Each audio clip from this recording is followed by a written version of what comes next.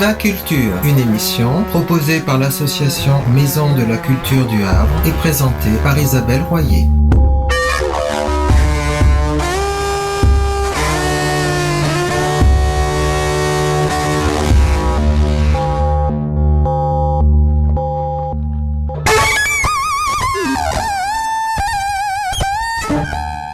Bonjour à tous, bienvenue sur Viva Culture, l'émission de la culture dans tous ses éclats.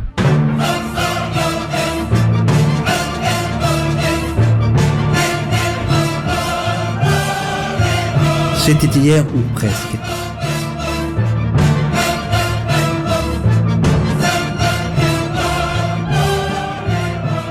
Du 23 septembre 1880 au 10 novembre 1881 est mis en place le premier gouvernement de Jules Ferry.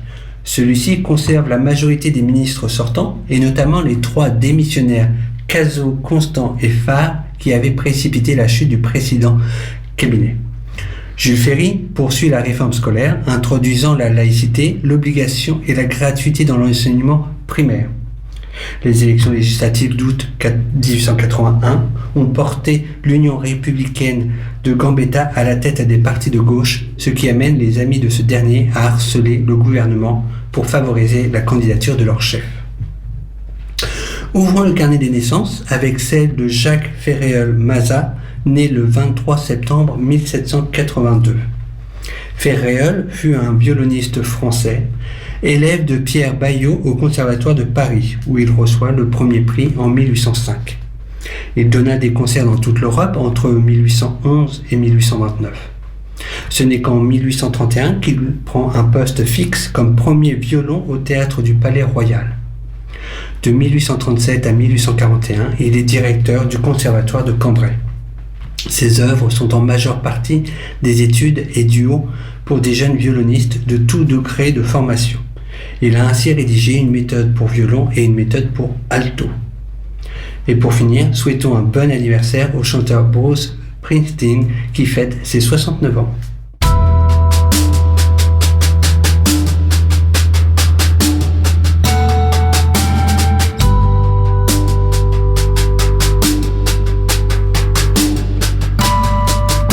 Bonjour. Nous vous proposons maintenant de rencontrer Caroline Jacot qui ouvre très prochainement une librairie au Havre, Au Fil des Pages. Vous pouvez déjà trouver Au Fil des Pages sur le net, sur Facebook. Bonjour Caroline. Bonjour Catherine. Nous nous sommes rencontrés au Festival du Polar à la plage en juin. Vous l'avez suivi entre autres au cinéma Le Studio, à la plage, au concert qui a eu lieu au McDead's. Avant de parler de votre projet, pouvez-vous nous dire ce que vous avez pensé de cette manifestation ? J'ai trouvé que c'était une manifestation extrêmement bien à la fois organisée, avec des auteurs vraiment très intéressants les uns les autres, tout à fait accessibles. Et ce qui m'a beaucoup plu, c'était toutes les organisations et les activités qui étaient faites autour de ce festival, à la fois des performances, le concert, un dîner à l'apéritif très sympathique. Et ça m'a permis de prendre vraiment le pouls de la vie culturelle havraise. Alors maintenant, dites-nous, maintenant qu'on a entendu plein de compliments sur les encres noires, moi je suis ravie, dites-nous tout sur vous et Au Fil des Pages. Alors, moi je suis une vilaine parisienne qui est complètement conquise par le Havre et qui a décidé de venir s'y installer pour ouvrir une librairie. C'est la première fois que je me lance dans ce projet. Ce sera une librairie généraliste d'une 50aine de mètres carrés qui sera située rue Paul Doumer, qui ouvre le 2 octobre. Et qui a pour volonté de mettre en avant des auteurs ou des maisons d'édition qui sont un petit peu moins connus ou moins mises en lumière, mais qui méritent une bonne défense et une bonne proposition de la part de libraires. Donc je vais proposer à mes futurs clients des petites découvertes, des petites pépites, et puis également leur proposer de participer à la recommandation de livres qu'ils auraient lus, qu'ils auraient aimés, qu'ils auraient envie également de partager avec les autres clients de la boutique. Et donc le Havre, c'est arrivé comment ? Le Havre, c'est arrivé de plusieurs manières. La première, c'est forcément les 500 ans l'année dernière qui ont vraiment éveillé ma curiosité. Et ensuite, c'est parce que il y a énormément de livres ou de peintures qui ont pour toile de fond le Havre et leur région, et sa région, Pays de Caux, que je portais en moi depuis toutes ces années où je lis à la fois du Victor Hugo, du Maupassant, et puis des auteurs plus contemporains. Et ça m'a paru comme une évidence de venir porter ce projet dans cette ville qui défend en plus de manière très volontaire l'accès à la littérature avec la politique Lire au Havre. Et la littérature, justement, la librairie, c'est arrivé comment ? La librairie, c'est arrivé au moment des fameux 40 ans où on se pose des questions. Qu'est-ce que je veux faire dans la vie ? Et ce que je veux faire dans la vie, c'est partager mes enthousiasmes et partager tout ce que je lis, mes curiosités autour du livre, de la littérature. Et ouvrir une librairie plutôt que de lancer une maison d'édition que je ne saurais pas faire, ouvrir une librairie, ça paraissait évident pour être à la fois au contact du livre, mais également du client et des lecteurs pour partager, pour discuter, pour que également eux-mêmes me fassent part de leur goût et voilà, de discuter autour d'un objet et d'un contenu qui est très épanouissant intellectuellement. Vous avez dit le 2 octobre, ouverture de la librairie. Est-ce qu'il y a d'autres dates, des événements à retenir, des gens que vous voulez mettre en avant ? Oui, alors il y a déjà l'ouverture le 2, l'inauguration le 5 octobre, et des animations qui vont commencer déjà dès le 5 novembre avec une lecture de textes par des étudiants du Théâtre des Bains-Douches, qui est dirigé par Ludovic Paco Grivel. Oui. Voilà. Donc ça, ce sera le 5 octobre. Le 5 novembre, autant pour moi. Le 14 novembre, il y aura Frédéric Pommier qui viendra dédicacer son livre qui s'appelle Suzanne sur sa grand-mère, qui est une Havraise. Et donc ça fait tout à fait sens et je pense que ça rencontrera un bon écho de la part des gens. Et puis en décembre, le 6 décembre, il y aura Pascal Manoukian qui sort pour la rentrée littéraire Le Paradoxe d'Anderson. Et puis le 14 décembre, Hector Matisse qui a sorti, c'est un premier roman absolument fabuleux qui s'appelle Chaos, qui est édité chez Buchet-Chastel et que je vous invite tous à découvrir dès l'ouverture de la librairie, puisqu'il sera présent dans la librairie et le 14 décembre en librairie avec nous. D'accord.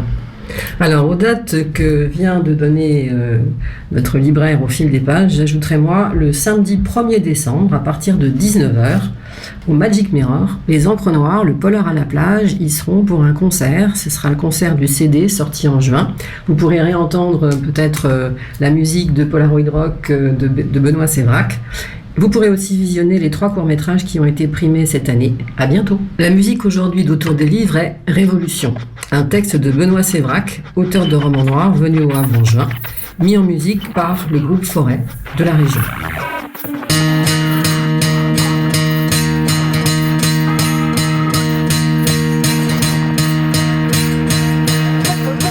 Je n'avais jamais joué à la tonkinoise, une version suicidaire de la roulette russe, un jeu pourtant déjà très dangereux. Le premier clic ne me surpris pas, avec un rapport de 1 à 6. Les probabilités étaient en ma faveur. Ce fut le tour de mon adversaire. Pas de relance du barillet entre les deux essais. À ce stade, les chances étaient encore de 1 sur 5. Deuxième clic, le type soupira. Autour de nous ça criait, les paris montaient. Je n'attendis pas, autant en finir tout de suite. Au clic, j'étais toujours là. Des gouttes de sueur apparurent sur les tempes de mon adversaire. Une chance sur 3, toujours pas de relance.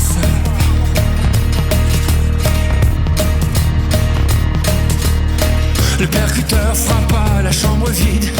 Le type hurlait, il s'en sortait. C'était à moi.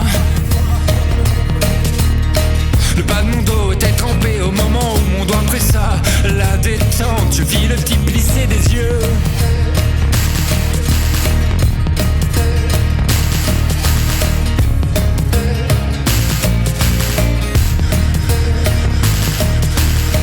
Je n'entendis pas le clic.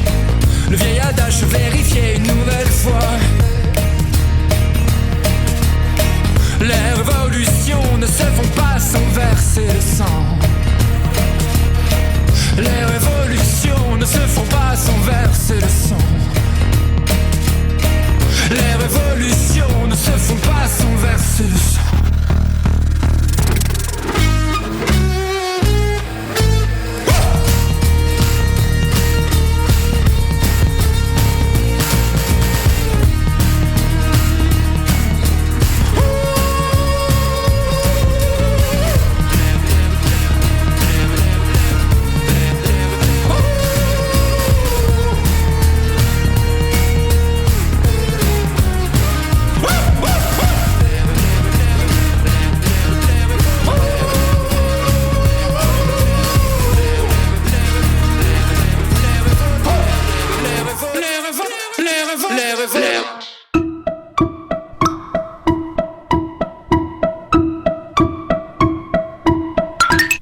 Walter Walbrou, bonjour. Alors, je suis heureuse de vous rencontrer à l'Hôtel de Ville. Vous êtes directeur du développement artistique et des grands projets culturels. Vous avez en charge en particulier la programmation du théâtre de l'Hôtel de Ville. Et j'aimerais bien commencer cette rentrée culturelle en vous interrogeant sur le THV, sur peut-être sa définition et sa programmation, bien sûr. Alors, le THV, le théâtre de l'Hôtel de Ville, effectivement, puisque la grande majorité des Havrais, il est connu plus à travers ses initiales, THV, il a une particularité. C'est une programmation, sa programmation s'inscrit en complémentarité, effectivement, depuis toujours, avec ce qui se fait sur le territoire havrais, avec ce que l'on peut trouver dans d'autres établissements culturels. Je pense au Volcan, je pense au théâtre des Bains-Douches. Voilà, donc c'est réellement une démarche de complémentarité par rapport à ce qui se fait sur le territoire. Et même si son histoire a pu, on l'a rappelé l'an dernier à l'occasion des 50 ans du théâtre de l'Hôtel-Ville, même si l'histoire effectivement du THV, c'est un moment confondu avec celle de la Maison de la Culture. Mais c'était une autre époque. Tout à fait, oui. Alors aujourd'hui, je crois que vous prévoyez votre programmation très longtemps à l'avance, comme tout le monde. Une programmation en général, alors pour ce type d'équipement, sur d'autres équipements, ça se prévoit encore plus longtemps à l'avance. Une programmation comme celle du THV se construit en général, 1 an et demi à l'avance. Dans les faits, j'étais à Avignon cet été pour faire mon marché. Donc je passe une semaine à Avignon à raison de, cette année, 32 spectacles vus du samedi au vendredi après-midi. Un régal. Voilà, un régal, 12 contraintes. Oui. Et malgré tout, effectivement, un rythme soutenu de spectacles. Donc voilà, j'ai vu une trentaine de spectacles et un certain nombre d'entre eux auraient vocation à venir au THV la prochaine saison. Après, c'est tout un travail de construction de saison à mener à bien. Voilà, un cadre budgétaire à respecter. Mais voilà, les spectacles vus à Avignon cet été 2018, je vous dis, voilà, certains, alors je ne veux pas dévoiler les noms aujourd'hui, certains pourraient parfaitement être sur le plateau du THV l'année prochaine. L'année prochaine.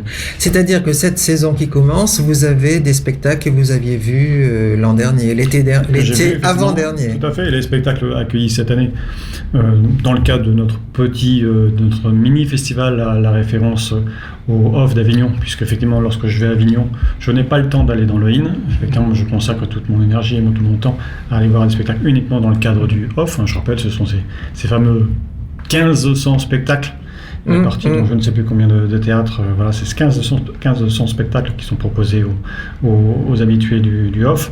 Bon, ceci étant dit, après le choix se fait assez rapidement et l'entonnoir se resserre très très vite.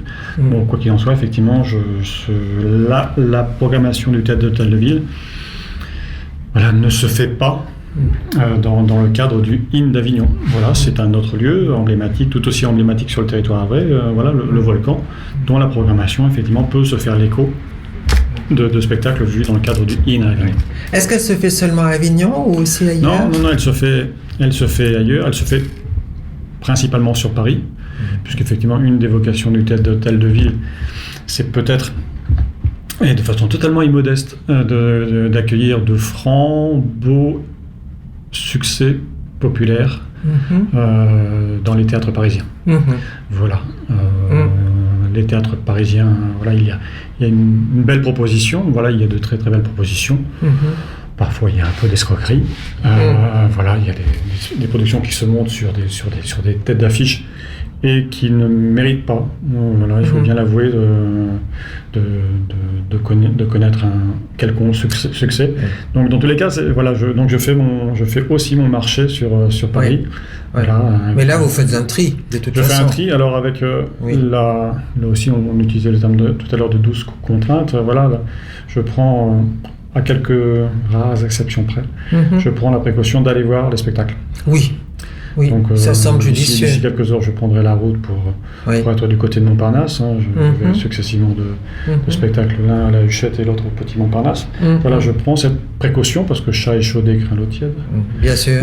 Voilà, je prends cette précaution d'aller voir sur Paris les spectacles qui pourraient venir l'année prochaine au théâtre de l'Hôtel-de-Ville.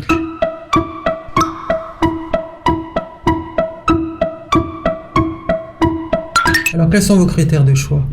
Les critères de choix, quand je parlais de francs et beaux succès, je suis clairement sur cette notion-là, même si elle peut sembler imprécise. Voilà, lorsque je me pose dans un théâtre, et c'est ce que j'ai connu avec Edmond, programmé l'an dernier au THV, voilà, qui a connu voilà, lorsque j'ai vu Edmond au théâtre du Palais Royal, voilà, je m'installe dans la salle du Palais Royal. Et avant même que la pièce démarre, je vois que quelque chose se passe. Pourquoi ? Parce qu'on est dans les ors et les velours du Palais Royal, qui est un des hauts lieux du théâtre de boulevard sur Paris, qui a une très très belle histoire. Et déjà, le fait d'observer le public, voilà, il y avait, dans les velours et or du Palais Royal, il y avait toutes les générations confondues. Ah, ça c'est un bon signe. Exceptionnel, voilà, dans les théâtres parisiens, voilà. Oui. Voilà, donc il y avait déjà ce constat-là. Voilà, je voyais effectivement que les gamins de 15 ans étaient là, que les adultes 25-30 ans étaient là, que les personnes un peu plus âgées étaient là, que tout ce public se mélangeait. Donc il se passait avant même que la pièce démarre. C'est l'effet Michalik. Il se passait déjà quelque chose d'extrêmement intéressant. Donc je pense que j'étais en mesure de me dire, voilà, il se passe quelque chose, il va se passer quelque chose de merveilleux, d'incroyable pour un directeur de théâtre, que j'aurais pu même signer tout de suite, parce que déjà ce moment-là valait de l'or. Et était plus que riche de sens. Il annonçait quelque chose. Mais le public venait de confiance. Il venait de confiance et il venait parce que là on était sur Edmond, on était sur Alexis Michalik. Oui. On en reparlera peut-être. Oui, mais ça c'est l'influence aussi de la télévision peut-être. Alors je pense pas, Michalik n'est pas né de la télévision. Les différents prix. Les prix, il en a reçu. Mais Michalik c'est une longue histoire. Oui, d'accord. Voilà, qui a pas démarré, mais qui a, voilà, on l'a accueilli il y a quelques années avec le porteur d'histoire. Oui, voilà. C'est un travail. C'est un labourage que fait Michalik depuis des années pour bousculer un peu les barrières entre théâtre public et théâtre privé. Il fait partie de ces metteurs en scène, en l'occurrence jeunes, qui sont en mesure de pousser les murs et d'attirer à eux un public peut-être qui n'avait plus l'habitude de venir dans les théâtres. Ah oui, ça c'est réconfortant. Voilà. Et alors, est-ce qu'il y a aussi une préoccupation des têtes d'affiche ? Oui, mais c'est heureusement que c'est pas la clé d'entrée du théâtre d'Hôtel-de-Ville. Il y a que la programmation Je pourrais proposer des spectacles uniquement constitués sur des têtes d'affiche. Mettons de côté les contraintes budgétaires. Parce que, en général, qui dit tête d'affiche dit niveau de contrat relativement élevé. Bon. Imaginons que je n'ai pas cette contrainte-là du budget. Parce que la contrainte de tout directeur d'équipement, théâtre ou autre. La saison pourrait parfaitement se construire uniquement avec des têtes d'affiche qui rencontreraient, j'en suis convaincu, un grand succès. Oui, sans doute. Mais oui. Il y a quand même un certain nombre de spectacles à tête d'affiche indignes. Carrément. Voilà. Oui. Effectivement, prenant la précaution de voir, prenant la précaution d'observer comment le public réagit, comment ils s'enthousiasment ou pas pour certains spectacles, prenant la précaution d'écouter ce qui se fait, ce qui se dit ailleurs. Donc voilà, malgré tout, la presse joue encore son rôle, c'est-à-dire qu'effectivement il y a de belles plumes. Aujourd'hui, il y a encore des gens qui savent critiquer, analyser des pièces de théâtre. Tout à fait. Le Masque et la Plume reste pour moi une référence, et c'est parler du théâtre public et du théâtre privé, et les paroles croisées des uns et des autres m'aident aussi à construire une saison. Donc il y aura forcément des têtes d'affiche dans la saison du Théâtre de la Ville. C'est pas une obligation, mais dès l'instant où la présence d'une tête d'affiche croise avec une proposition artistique intéressante, ce qui est le cas avec Fausse Note, où on a Christophe Malavoie et Tom Novembre, ce sont des têtes d'affiche. C'est pas pour rien que dans la maquette on a mis en avant. Je les ai vus à Avignon l'an dernier, je crois. Voilà, c'était cette pièce-là, c'était Fausse Note qui était présentée à Avignon, donc c'était l'an dernier. C'était ça. Voilà, donc voilà. Oui. Mais évidemment, il y a un certain confort, mais aussi un certain plaisir de voir ces têtes d'affiche. C'est extrêmement agréable au Havre de voir sur le plateau du THV, d'avoir en proximité quasi immédiate. Plus l'après-spectacle, c'est-à-dire qu'effectivement à la sortie, en général les comédiens sont disponibles et viennent à la rencontre des spectateurs. Voilà, donc ce moment-là il est précieux dans la vie d'un théâtre et d'un directeur de théâtre. Voilà, donc des têtes d'affiche, oui, il y en a. Voilà, cette saison qui démarre, voilà, Lionel Astier est là. La notoriété de Lionel Astier provoque évidemment auprès du public une envie de voir Lionel Astier en vrai. Éric Métayer est là, il y a une envie de voir Éric Métayer en vrai.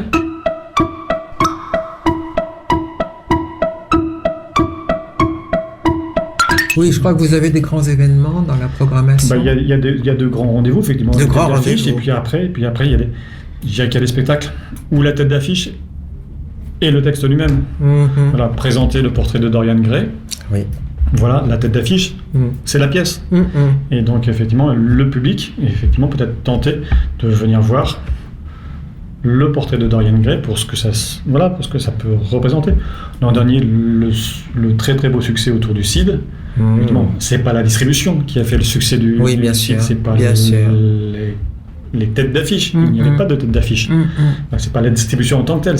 On n'a pas joué là-dessus pour proposer ce spectacle.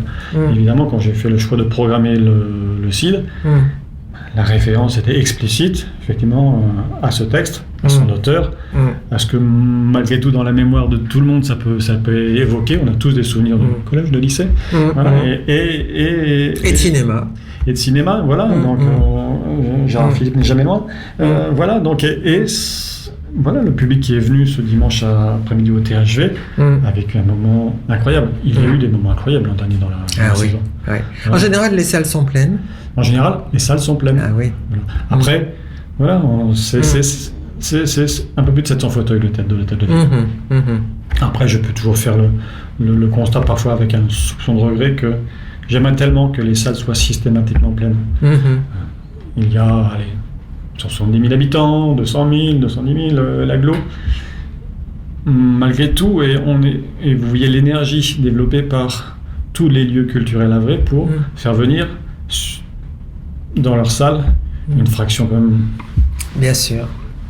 Réduite de la population havraise. Donc il y a une énergie folle déployée par les uns et les autres, avec les moyens dont ils disposent, mais on déploie tous une énergie incroyable.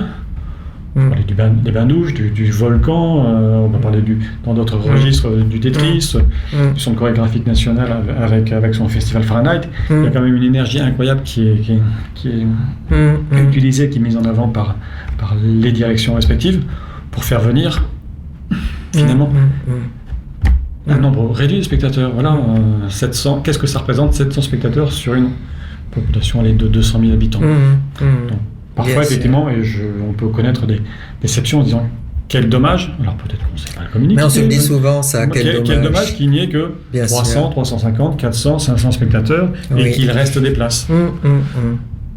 Voilà. Après, on peut en discuter. Pour quelles raisons les gens ne viennent pas au théâtre, pour quelles raisons les gens ne viennent plus au théâtre, pour quelles raisons une certaine génération ne vient plus au théâtre, pour quelles raisons, effectivement, une certaine génération ne vient plus au théâtre, mais dès l'instant où on est sur des propositions, on peut parler des one-man shows. Bon, voilà, l'engouement public populaire est là. Mais voilà, donc effectivement, l'an dernier, on a connu je parlais d'Edmond, Venise dépasse en Italie, voilà, on a connu des moments extrêmement forts où les applaudissements, les ovations étaient...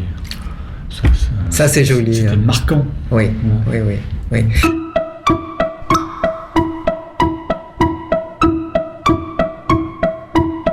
Est-ce que vous vous préoccupez aussi de la scénographie, du décor? Alors, oui, parce que... Alors, je ne vais pas faire une fixation sur Edmond, mais ce qui était aussi beau à voir avec Edmond, c'est qu'avant même que la pièce ne démarre, on est sur un plateau ouvert. Bon, les comédiens sont déjà là, c'est une des particularités de cette pièce, et ce qui crée aussi un lien fort avec les spectateurs. C'est que le plateau du THV, qui... quoi qu'on en pense, c'est quand même relativement étroit. C'est-à-dire qu'effectivement, il y a certains... quand on parlait parfois des critères, quels sont les critères que je peux retenir sur certains spectacles. Là, il y a une contrainte. Il y a une contrainte. Il y a des spectacles que j'aimerais proposer au Havre et qui ne rentrent pas sur le plateau du THV. Voilà. L'an dernier, il y avait Fleur de Cactus, un beau, honnête, franc succès parisien. Effectivement, techniquement, il ne rentrait pas sur le plateau du THV. Aïe. Bon, je fais une croix dessus. C'est-à-dire qu'effectivement, parfois, ayant l'information suffisamment tôt, je m'épargne l'aller-retour sur Paris pour aller voir ce spectacle-là. Donc voilà, il peut y avoir cette contrainte, la contrainte technique. Et effectivement, j'ai parfois dû faire une croix sur des spectacles magnifiques, beaux, parce que ça ne rentrait pas sur le plateau du THV. Parce que quelquefois à Avignon, dans le off, j'ai vu des pièces avec des scénographies un peu pauvres, un peu simplistes, une table, une chaise, on entre, on sort, on s'assoit, on parle, et puis c'est tout. Alors là, pour moi, c'était décevant. Oui, mais après, oui, c'était ça, peut-être décevant, mais parfois la sobriété peut être heureuse. Ah oui, c'est vrai aussi. Oui. Je garde en mémoire un spectacle comme Sur mesure, où qu'est-ce qu'il y avait sur scène? Il n'y avait qu'une batterie. Alors, l'objet est magnifique, une batterie de tout à fait. Cuisine, une musique, c'est un bel objet. Voilà, il n'y avait que ça. Après, il y a eu un travail remarquable, en dehors même de l'histoire racontée, de la force du comédien. Voilà, il y avait un travail sur la lumière. Voilà, donc. Et oui, d'accord. Pour revenir, quand je parlais d'Edmond, le spectateur du THV prend son abonnement, s'installe, et a devant lui un décor de théâtre. Et le décor d'Edmond, je dirais que d'une certaine manière, le spectateur en avait déjà pour son argent. Ses yeux étaient grands ouverts. Il en avait déjà d'une certaine manière pour son argent parce qu'il avait un décor de théâtre. Il avait du bois, des tissus, des éléments de décor, du mobilier, et tout ça occupait généreusement le plateau du THV avant même que la pièce démarre. Donc voilà, il y a déjà cette sensation-là. Je me souviens effectivement de la Comédie Française, non pas accueillie en 67 à l'inauguration. J'étais à peine né, mais voilà, on a accueilli la Comédie Française il y a de cela 4-5 ans, et on avait un décor à la manière de la Comédie Française, avec des pilastres. Bon, le simple fait d'entrer pour les spectateurs au THV, de s'installer, le rideau s'ouvre et on avait ce décor antique. Déjà là, ça provoque chez les spectateurs une belle émotion. Après, la pièce démarre, et on est sur un autre registre. Bon, ceci étant dit, l'économie du théâtre était suffisamment tendu. On Oui. sait ce que ça peut représenter en coût de production. C'est vrai. D'où Mm, certainement, voilà, je ne parle pas des productions privées où là il peut y avoir débauche, à l'inverse mm. de certains moyens techniques. On se dit qu'ils auraient pu être plus économes. Oui. Je pense à une pièce du l'an dernier où il y avait un escalier avec un ascenseur. Oula. Je n'ose même pas imaginer le coût de production d'un tel Ouais, spectacle. ouais.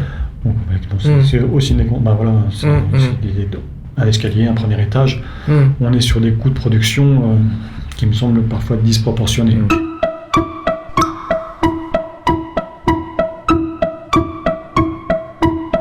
Et cette saison qui vient, il y aura combien de spectacles? Cette saison qui vient, si je ne me trompe pas, il y aura, en dehors des concerts et des beaux concerts du conservatoire, Bien sûr. il y aura 16 spectacles proposés au Havrais, voilà, de Bernadette jusqu'à Intramuros. Donc on peut s'abonner bien évidemment, on peut prendre aussi des places à l'unité. Alors vous nous conseillez de venir assez tôt, le plus tôt possible si Venez l'on le peut. plus tôt possible parce Bien qu'effectivement, même si voilà, la campagne d'abonnement aura démarré, on sent dès aujourd'hui qu'il y a une forte demande sur le théâtre de l'Hôtel de Ville dans le cadre de l'abonnement. Il restera toujours des places et des bonnes places en fin de campagne d'abonnement et au début de la vente à l'unité. Mais voilà, c'est 700 places, Bien 700 000 sûr. habitants. Bien sûr, bien sûr. Oui, oui. Alors on peut vous trouver où? Sur une page Facebook, sur un site sur Alors un- on nous retrouve sur le site de la ville du Havre. Voilà, et vous retrouvez en cliquant l'ensemble des informations sur la saison en cours, les informations pratiques, les tarifs et la possibilité par Internet d'acheter vos places. Et on peut réserver par téléphone, Alors, par pas de- Internet? Pas de réservation par téléphone. Non. Voilà. Non, il faut venir. L'achat se fait soit à la caisse du théâtre d'Hôtel de Ville, du mardi au samedi de 12h45 à 18h30 et le mercredi de 9h jusqu'à 11h30, ou par Internet. C'est très pratique Internet. Voilà. Mais déjà, c'est bien parti, hein, les abonnements. Voilà, la saison Oui, est bien partie, est une nouvelle fois bien partie. oui, voilà. Oui, oui. Donc, vous êtes assez contente du panorama là, des spectacles que vous allez nous proposer. Bah, j'en suis évidemment Oui. très, très, très, très Vous content. êtes tout seul à choisir? Oui. Oui. Donc, effectivement, Mais vous le faites d'après tous les critères que vous m'avez énoncés, mais aussi sans doute parce que vous sentez un peu votre public. parce que effectivement, je sens le public. Ouais, je sens le public. Ouais, peut-être la prétention de cerner ce dont le public a envie, alors sans jamais céder à un quelconque populisme. Voilà, mais voilà, je sais ce que je peux me permettre de programmer au théâtre de l'Hôtel de Ville, je sais ce que ce qui n'aurait pas nécessairement de place au théâtre de l'Hôtel de Ville. Voilà, parce que ça a été aussi marqué par l'expérience, peut-être par des rendez-vous ratés, des déceptions. Oui, oui. Ceci étant dit, ça ne m'empêche pas parfois de sortir un peu plus des sentiers battus. Voilà, Et du cette coup, année- un petit peu d'audace. Et cette année, en dehors, voilà, il y a un spectacle avec Claire Literzi, qui est un spectacle plus musical, Oui, avec une référence effectivement au texte d'Italo Calvino, Le Baron Perché, oui. et un jeu de mots avec l'arbre, un jeu de mots, un jonglage avec les mots, voilà, donc c'est l'arbre en poche. C'est clairement une programmation décalée par rapport à ce qu'est la programmation habituelle du théâtre de l'Hôtel de Ville. Et le spectacle est si beau, si intéressant, la personnalité de Claire Literzi étant passionnante.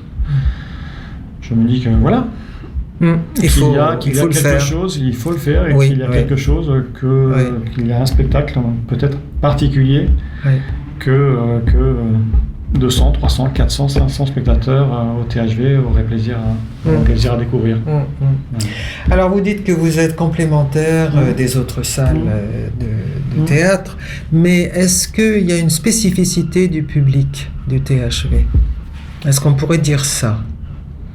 Ou est-ce que c'est un public qui va un peu partout, dans le fond, suivant les occasions?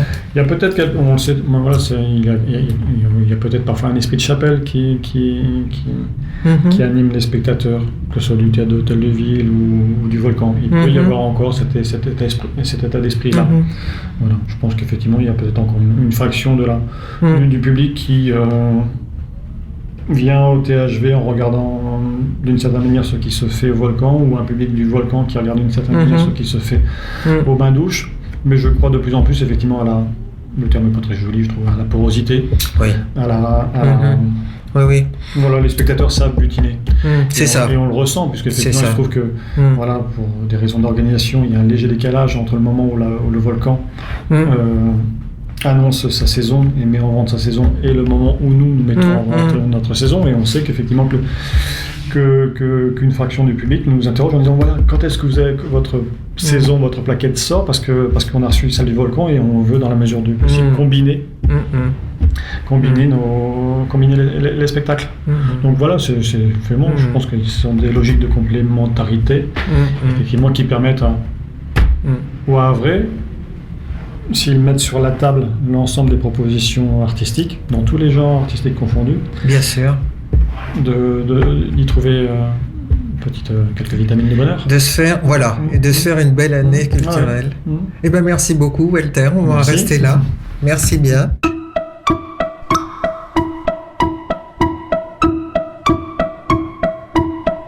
C'est la fin de Viva Culture. À bientôt, bonne semaine.